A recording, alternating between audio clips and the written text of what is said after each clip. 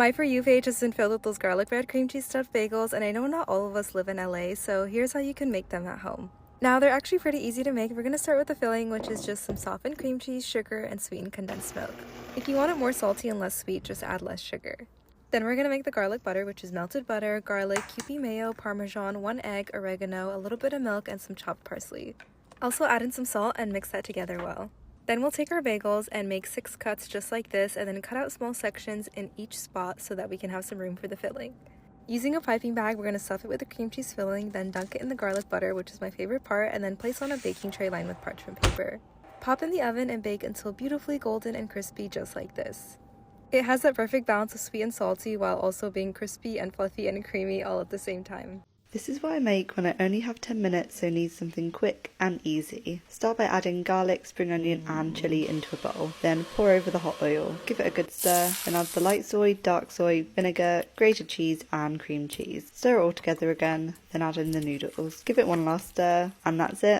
Welcome to episode 7 of the Ramadan series, and today we're making the craziest garlic cheese bread you've ever seen with hot honey. As usual, you'll find a full recipe in the caption. So first we're going to get some garlic and a shallot and give them a drizzle of olive oil and some salt and pepper. While that roasts in the oven, we're going to make the hot honey by combining honey, chili flakes, and hot sauce. Get your butter and add the roasted garlic. This is so satisfying, by the way, along with the shallot and salt and pepper. Now we're going to grab a big loaf of bread and spread the garlic butter and add as much cheese as your heart desires. Last thing to do is get it under the boiler for a couple minutes and we're done. I just added some parsley here for some color, but that's just me being extra. And can you believe I almost forgot the hot honey? Anyway, save this, try it, and let me know what you think. 20 pastas in 20 minutes. This is my simple Alfredo sauce, and when I say simple, I really mean it. You need 4 main ingredients: butter, garlic, cream, and Parmesan cheese to make this sauce. While your sauce is cooking, boil your noodles and save that pasta water. It's considered liquid gold in the cooking world.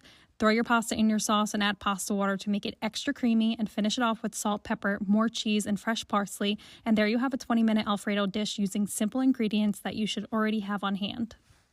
It's been a while since I've made a sheet pan pizza, and I realized I've never shown a Sicilian pie on here, so that's what we're making today, and it's really one of my favorite pizzas to make, especially at home. So it starts with a no-knead dough that I make at least a day ahead of time so it gets some time to ferment in the fridge. You can even make it up to 3 days ahead, and it'll develop a really delicious flavor and texture. The sauce itself is also quite simple. I actually don't even cook the sauce before adding it to the pizza because it caramelizes quite well in the oven since the cheese is on the bottom and the sauce is on the top. When I first lay the dough out on the sheet tray, I stretch it out as far as it can go, but then I let it rest for about 30 to 45 minutes longer, and then it easily fits the whole tray. Once the dough is shaped, I lay out a bunch of sliced mozzarella and then I top it with our sauce. And I actually like to add a little bit more sauce than I normally would here because we have the cheese protecting the dough from getting soggy. And one of my favorite parts of this pizza is that caramelized tomatoey top. And of course I add a bunch of pecorino on top before throwing it in the oven. And this is totally optional, but while the pizza bakes, I like to make a fun little olivey bread dipping oil that you put on top of the pizza or use like to dip the crust in. I just mix up some chopped olives, anchovies, Calabrian chilies, oregano, herbs, and oil, and it's a lovely little thing. When the pizza's out of the oven, I like to transfer it directly to a wire rack so we really maintain that crispy bottom crust. And then I give it the old scissor cut, and I really just think it's the most delicious simple pizza. Look at that crust.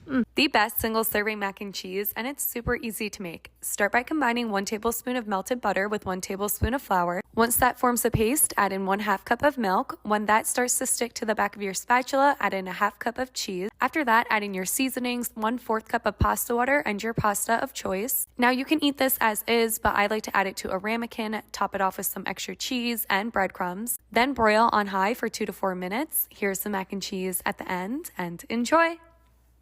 Am I the only one that eats like fried cheese sometimes for dinner? Like nothing else, just like a plate of fried cheese? Am I weird? Today we're making lobster mac and cheese, which is perfect for dinner or any special occasion that you might want to make it for. So here's how to make it. In a large pan or Dutch oven, melt down some butter and we're going to add our chopped lobster tail. I used a 16-ounce lobster tail that I removed from the shell and chopped it up. And then you're going to season with paprika, Old Bay, onion powder, and garlic powder, and we're going to cook for 3 minutes. Remove your lobster from the pan and set it aside, and then in the same pan, we're going to saute our minced shallot and garlic for about 3 minutes as well. While that's sauteing, in a small pot, we're going to warm our heavy cream and evaporated milk. We don't want to bring it to a boil, just warm it up a bit.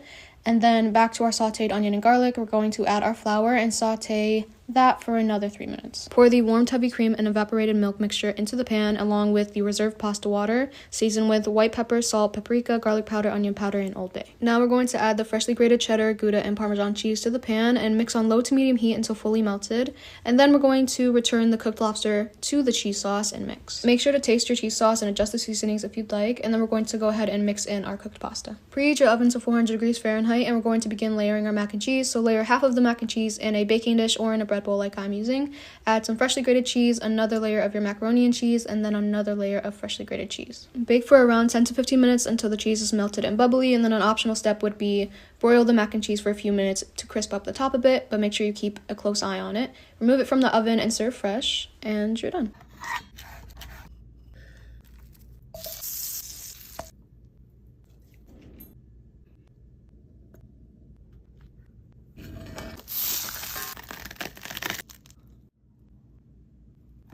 Let's make this cheesy garlic naan bread in under 20 minutes using just a few ingredients. For the dough, we need self-rising flour, full-fat yogurt, and a pinch of salt. Combine the ingredients in a bowl, and when it comes together, knead it for 2 to 3 minutes. Divide the dough into 4 equal pieces, flatten them into a disc, and stuff them with as much cheese as you can possibly fit inside. There's never too much cheese. Bring the edges together and seal it tightly into a ball so no cheese can escape. Then roll it out as thin as possible. For the garlic butter, grate a clove of garlic, add in chili flakes, a pinch of salt, melted butter, and some chopped cilantro. In a hot pan, gently lay down your dough. Cook it on both sides for about 2 minutes. The dough should puff up and look really cool. Then brush it with your garlic butter and destroy. Let's be honest, you really can't go wrong with a cheesy tomatoey pasta with loads of fresh basil. So let me show you how to make this quick and simple dish. First, chop up some red onion and garlic and add them to a pan with olive oil. Sprinkle with salt and pepper and then pour in your cherry tomatoes, balsamic vinegar, sugar and fresh basil.